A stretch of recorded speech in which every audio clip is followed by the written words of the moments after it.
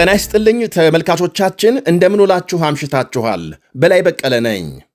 የኢራን ጦርነት ወደ አዲስ ምዕራፍ ይሸጋገራል የሚል ስጋት እየተሰማ ሲሆን ፕሬዝዳንት ዶናልድ ትራምፕ ኢራን የሆርሙዝን ሰርጥ በ48 ሰዓት ካልከፈተች የኃይል ማመንጫዎችን እናወድማለን ላሉበት ዛቻም የኢራን ጦር አስደንጋጭ ምላሽ ሰጥቷል።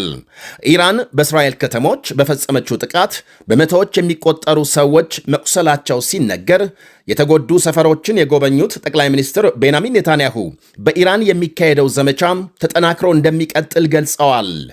አንድ የኳታር ሄሊኮፕተር መከስከሱ ሲነገር በተለያዩ ሀገሮች ሰልፍ መካሄዱ ታውቋል። ሁሉንም በዝርዝር እናቀርባለን። አብራችሁን እንድትቆዩ ጋብዛለሁ። የኢራን ጦርነት ተባብሶ ሲቀጥል ቴሄራን በእስራኤል በፈጸመችው ጥቃት 200 ገደማ ሰዎች መቁሰላቸው ተነገረ።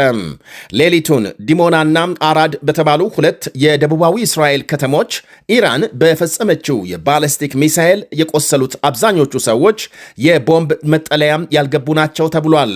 ጥቃቱ ከእስራኤል የኒኩሌር ምርምር ጣቢያ 13 ኪሎ ሜትር ርቀት ላይ የተፈጸመ ነው ተብሏል። ዛሬ እሁድ በሰሜናዊ እስራኤል በተፈጸመ ተመሳሳይ ጥቃት 15 ሰዎች መጎዳታቸው ተነግሯል።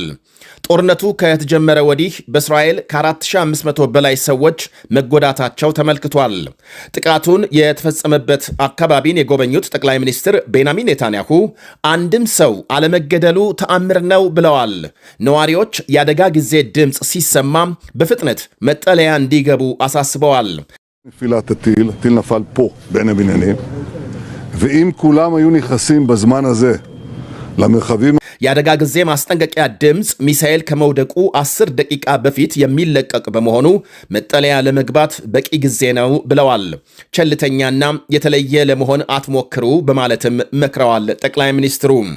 እስራኤል በምላሹ በቴሄራንና በተለያዩ የኢራን ከተሞች ከፍተኛ ድብደባ መፈጸሟን ዘገቦች አመልክተዋል።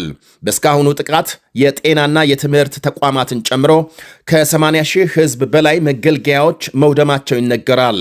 በቴሄራን ብቻም 500 የሚደርሱ ትምህርት ቤቶች መጎዳታቸውን የሀገሪቱ መገናኛ ብዙሃን ይጠቅሳሉ። ይህ በእንዲህ እንዳለ አንድ የኳታር ሄሊኮፕተር ተከስክሶ 6 ሰዎች መሞታቸው ተሰምቷል። ዛሬ ጠዋት ስራ ላይ ያለ ተከስክሶ 3 የቱርክ ዜጎችን ጨምሮ 6 ሰዎች የሞቱበት ይሄው የሄሊኮፕተር አደጋ መንስኤ የቴክኒክ ብልሽት ነው ብሏል የሀገሪቱ መንግስት። በሌላ ዜና የአሜሪካ ፕሬዝዳንት ዶናልድ ትራምፕ ኢራን የሆርሙዝ መተላለፊያን በ48 ሰዓት ካልከፈተች የሀገሪቱን የኃይል ማመንጫዎች በሙሉ እመታለሁ ማለታቸውን ተከትሎ የኢራን ጦር ምላሽ ሰጥቷል። ትራምፕ ያሉትን ተፈጻሚ ካደረጉ የሆርሙዝ ሰርጥን ጨርሶ እንደሚዘጋ አስጠንቅቋል። ትራምፕ የኢራንን የኃይል ማመንጫ ከመቱ የሚጎዳው ማመንጫ ተጠግኖ ተመልሶ ስራ እስኪጀምር ሆርሙዝ ተዘግቶ እንደሚቆይ ዝቷል። እንዲሁም የአሜሪካ ጦር ሰፈሮች ያሉባቸው የቀጠናው ሀገራት የኃይል ማመንጫዎች ኢላማ እንደሚሆኑም አክሏል። ይህ የሁለቱ ሀገሮች የቃላት ልውውጥና ዛቻ ጦርነቱ በቀላሉ ሊቆም እንደማይችልና ወደ ቀጠናው ሀገራት እየተቀጣጠለ ወይም እየተስፋፋ ለመሆኑ አመላካች ነው ይላሉ ታዛቢዎች። ትራምፕ ወደ 4ኛ ሳምንት የተሸጋገረውን ጦርነት እንደሚያቀሉና ለማቆም ሁኔታዎችን እያጤኑ መሆናቸውን በገለጹ ማግስት ነው ለኢራን የ48 ሰዓት የጊዜ ገደብ ያስቀመጡት። ሆርሙዝን ሙሉ በሙሉ እንድትከፍት አለዚያም የኃይል ተቋማት ሊመቱ። በሌላ በኩል የትራምፕ እርምጃም በመተላለፊያው መዘጋት ሳቢያም በመላው ዓለም የደረሰው የነዳጅ ቀውስ ጫና እንደፈጠረባቸው የሚያሳይ ነው የሚሉም አሉ። ኢራን በ48 ሰዓት የሆርሙዝን መተላለፊያ ሙሉ በሙሉ ካልከፈተች አሜሪካም የቴሄራንን የተለያዩ ኃይል ማመንጫዎች ትደመስሳለች ይላል ትራምፕ በማኅበራዊ መገናኛቸው በዋሽንግተን ዲሲ ሰዓት አቆጣጠር ቅዳሜ ምሽት 1 ሰዓት ከ45 ላይ የለጠፉት ጽሑፍ። ድብደባው ደግሞ ግዙፍ ከሆነው ማመንጫ እንደሚጀምር የኢራን መገናኛ ብዙሃን ዛሬ እሁድ ባሰራጩት ዘገባ የሆርሙዝ ሰርጥ ከኢራን ጠላቶች በስተቀር ለሁሉም መርከቦች ክፍት ሆኖ እንደሚቆይ አመልክተዋል። በዓመት እስከ 600 ቢሊዮን ዶላር የነዳጅ ንግድ ይተላለፍበታል።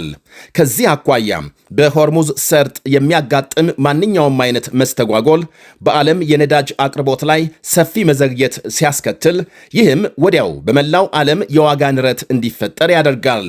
የሆርሙዝ ሰርጥ በኢራንና ኦማን መካከል ሲገኝ መግቢያና መውጫው 50 ኪሎ ሜትር ስፋት አለው።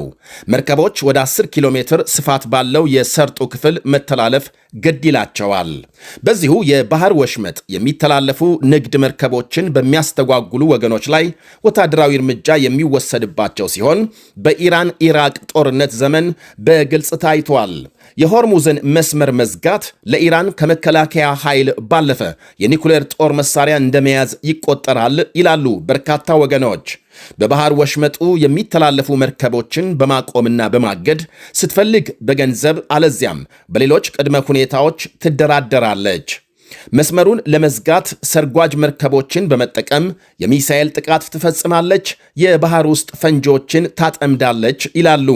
ለዚህ ደግሞ የሀገሪቱ ባህር ኃይል ከፍተኛ አቅም እንዳለው ይነገራል። በሆርሙዝ ሰርጥ መዘጋት የበለጠ ጉዳት ያጋጥማቸዋል ከተባሉ ሀገሮች ሳውዲ አረቢያ አንዷ ስትሆን በቀን 6 ሚሊዮን በርሜል ድፍድፍ ነዳጅ በሆርሙዝ በኩል ወደ ውጭ ትልካለች ይባላል። ጃፓን፣ ደቡብ ኮሪያ፣ ህንድና ቻይናም በሆርሙዝ በኩል ነዳጅ ከሚያስገቡ ሀገሮች መካከል በዋነኛነት ይጠቀሳሉ። ደቡብ ኮሪያ ለምሳሌ ከውጭ ከምታስገባው ወይም ደግሞ ከምትገዛው ነዳጅ ቢያንስ 60 በመቶ በሆርሙዝ በኩል የሚገባ እንደሆነ ሲነገር፣ አሜሪካም በየቀኑ 700 ሺህ ገደማ በርሜል ነዳጅ በሆርሙዝ መስመር ታጓጉዛለች። በአጠቃላይ የሆርሙዝ መዘጋት ከአውሮፓና አሜሪካ ይልቅ ይበልጥ የሚጎዳው ወይም ደግሞ የሚጎዱት የአረብና የእስያ ሀገራት ናቸው ይላሉ የተለያዩ መረጃዎች። በእርግጥ ሀገሮች በተለያየ ጊዜ ሌሎች አማራጮች ለመጠቀም ጥረት ሲያደርጉ የቆዩ ሲሆን ሳውዲ አረቢያ በቀን 5 ሚሊዮን በርሜል ነዳጅ ማጓጓዝ የሚያስችል 1200 ኪሎ ሜትር የሚረዝም የቧንቧ መስመር መዘርጋቷ ለአብነት ይጠቀሳል። የሆርሙዝ ሰርጥ ጦርነቱን ተከትሎ ከተዘጋ በኋላ የመርከቦች ምልልስ 90 በመቶ መቀነሱ ይነገራል። ያም ሆኖ በአሁኑ ወቅት በዚያ የሚያልፉ መርከቦችን ቴሄራን 2 ሚሊዮን ዶላር እያስከፈለች ነው የሚል መረጃም ወጥቷል። የኢራን ፓርላማ አባልን የጠቀሰ አንድ መረጃም ጦርነት ዋጋ የሚያስከፍል በመሆኑ ሀገራቸውም በባህር ወሽመጡ የሚተላለፉ መርከቦችን ገንዘብ የመጠየቅ ሙሉ መብትና ስልጣን አላት ማለታቸውን ጠቅሷል። በስካሁኑ የኢራን ጦርነት በመላው መካከለኛው ምስራቅ ከ4000 በላይ ሰዎች መገደላቸውና በ10 ሺዎች መቁሰላቸው ይነገራል። በሌላ በኩል በኢራን ከ2000 በላይ ሰዎች ሲገደሉ 1000ዎቹ ወታደሮች መሆናቸው ተመልክቷል። በሊባኖስ ከ1000 የሚልቁ ሰዎች ሲሞቱ በእስራኤል 16 መገደላቸውንና 4000 የሚደርሱ መቁሰላቸው ተነግሯል። ይህ በእንዲህ እንዳለ ሳውዲ አረቢያ በሀገሯ የሚገኙ የኢራን 2 ወታደራዊ አታሼና 3 የኤምባሲ ሰራተኞች ለቀው እንዲወጡ ማዘዟ ተሰምቷል። የሳውዲ ውጭ ጉዳይ ሚኒስቴር ዛሬ ባወጣው መግለጫም ወታደራዊ አታሼዎቹና ዲፕሎማቶቹ በ24 ሰዓት ከሀገር እንዲወጡ ታዘዋል። የሳውዲ መንግስት እርምጃውን የወሰደው ተባብሶ የቀጠለው የኢራን ጥቃት ዓለም አቀፍ ሕጎችና ደንቦች የጣሰ በመሆኑ ነው ብሏል። ወታደራዊ መኮንኖቹ እንዲወጡ ትዕዛዝ መተላለፉን ተከትሎ የሳውዲ መከላከያ ሚኒስቴር ወደ ሪያድ የተወነጨፈ 3 ባለስቲክ ሚሳኤል ማምከኑን አስታውቋል።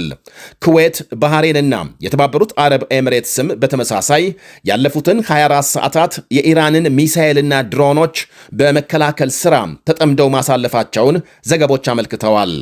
ይህ በእንዲህ እንዳለ እስራኤል በሊባኖስ የምትፈጽመውን ጥቃት አጠናክራ መቀጠሏ ሲነገር በዛሬው ዕለት ብቻም በተለያዩ አካባቢዎች ባደረሰችው ድብደባ በጥቂቱ 5 ሰዎች መገደላቸው ታውቋል።